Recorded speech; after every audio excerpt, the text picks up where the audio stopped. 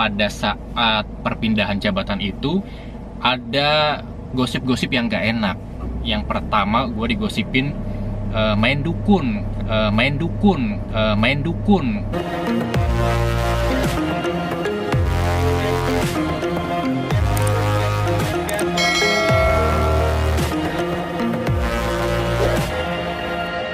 Halo guys, balik lagi di channel gue Muhammad Irsal. Di video kali ini gue akan nge-review, ini sebagai bentuk jawaban dari pertanyaan-pertanyaan yang gue terima di akun media sosial gue, tentang apa yang udah lu kasih kepada perusahaan dan apa yang sudah perusahaan kasih ke gue selama gue bekerja 3 tahun dan sebelum akhirnya gue di PHK. Kita mulai langsung pertanyaan yang pertama.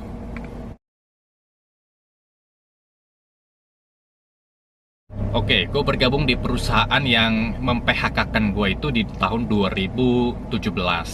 Sampai pada akhirnya gue di PHK akhir Maret 2020, which is udah 2 tahun 11 bulan, hampir 3 tahun kalau masuknya ke April, karena gue bergabung di akhir April 2017. Di tahun pertama sebelum gue masuk, gue mendapat gaji yang sekian. Terus kemudian di tahun kedua gue mendapatkan apresiasi dari perusahaan karena tahu bahwa gue memberikan sesuatu untuk perusahaan, ibaratnya reward gitu di tahun kedua. Ketika pada saat itu adalah kenaikan tahunan untuk seluruh karyawan. Jadi bisa dikatakan kenaikannya rata, tapi besarannya beda. Besaran yang gue terima itu adalah bisa dikatakan paling besar dibanding dengan karyawan lain. Itu dari segi salary.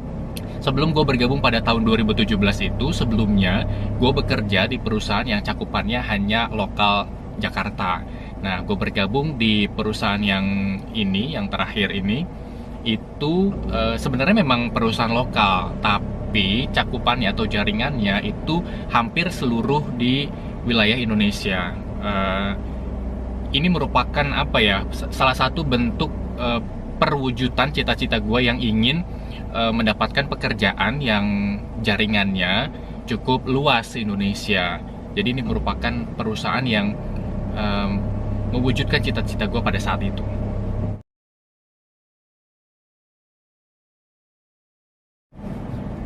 Kalau ditanya udah menghasilkan apa untuk perusahaan selama 3 tahun, jelas gua itu memenuhi janji ketika gue di interview pertama kali pada 2017 itu sekitar bulan apa ya, bulan Februari atau bulan Maret gitu, yang meminta gue untuk menghasilkan sesuatu untuk perusahaan.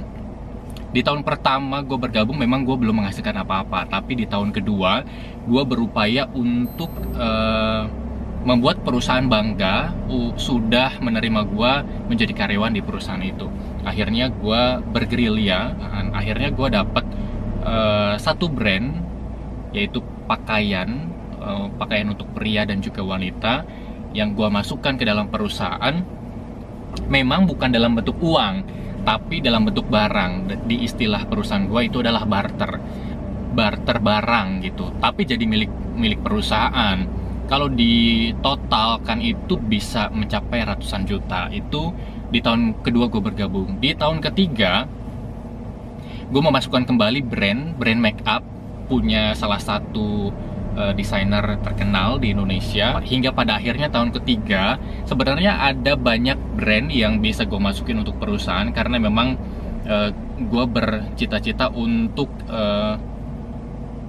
memasukkan brand-brand yang gue kenal ke perusahaan ini. Tapi kenyataannya berbeda, karena pada akhir Maret 2020 itu gue masuk ke daftar pemutusan hubungan kerja atau PHK.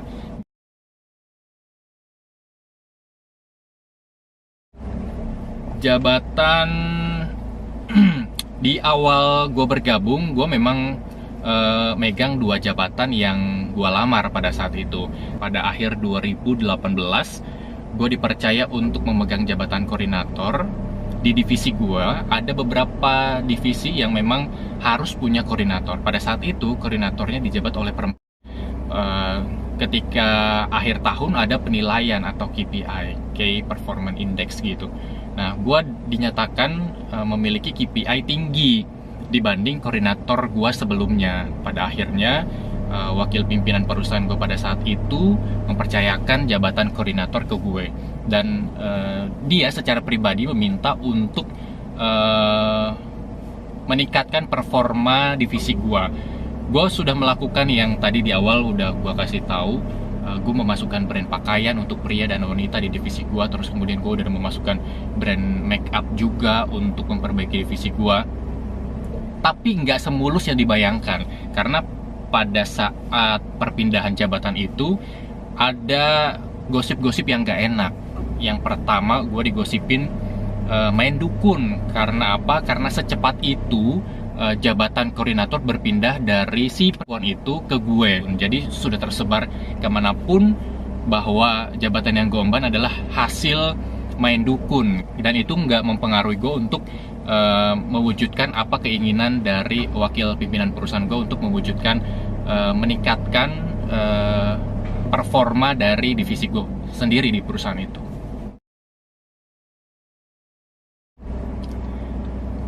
Selama 3 tahun sebenarnya banyak suka dukanya sih. Kalau yang paling diingat adalah yang belakangan ini bulan Maret, karena Indonesia lagi dilanda wabah virus yang mengkhawatirkan. Pada saat itu ada sejumlah perguruan universitas negeri yang cukup terkenal di Indonesia melakukan kolaborasi untuk menghasilkan temuan yang bisa menghambat ataupun yang bisa membantu mencegah terpaparnya virus yang mengkhawatirkan itu.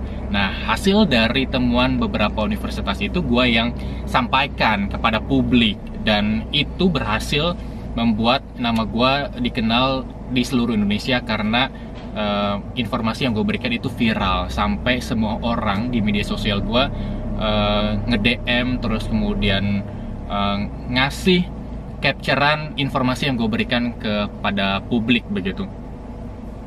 Itu merupakan pencapaian yang paling tinggi selama gue bergabung di perusahaan itu. Sebegitu banyaknya apresiasi yang diberikan kepada gue, hampir di seluruh Indonesia ngasih informasi bahwa informasi yang gue berikan itu sampai ke wilayahnya dia. Dan itu merupakan suatu kebanggaan. Sebenarnya itu nilai plus juga untuk perusahaan. Kenapa? Karena secara nggak langsung gue berhasil berhasil mengenalkan perusahaan tersebut ke masyarakat di sejumlah wilayah di Indonesia, meskipun pada saat itu jaringan di perusahaan gue cukup besar di Indonesia, tapi tidak semua daerah menjangkau. Nah, itu mungkin nilai lebih gue ketika gue bekerja di sana sampai akhirnya gue di PHK, ya sangat disesalkan karena informasi yang viral itu sebenarnya bisa dilanjutkan, tapi manajemen berkata lain. Setelah di PHK, apa selanjutnya yang gue kerjakan atau gue lakukan adalah berkarya. Seperti yang lu lihat saat ini, gue berbagi pengalaman. Ke depan, gue akan tetap melakukan berusaha untuk ngelamar kerja, terutama di perusahaan yang serupa, sambil gue menjalankan kewajiban gue sebagai tenaga pengajar guru dan tenaga pengajar dosen, meskipun pada saat ini penerapan perkuliahan atau kegiatan belajar mengajar dilakukan secara online, dan itu tidak menyurutkan kewajiban gue untuk memberikan ilmu kepada mereka. Paling tidak dari hasil gue mengajar guru dan juga dosen, paling tidak bisa menghidupkan gua dan keluarga gua, bisa memenuhi kebutuhan hidup sehari-hari sambil menunggu ada perusahaan yang mau kembali memperkerjakan gua di perusahaannya.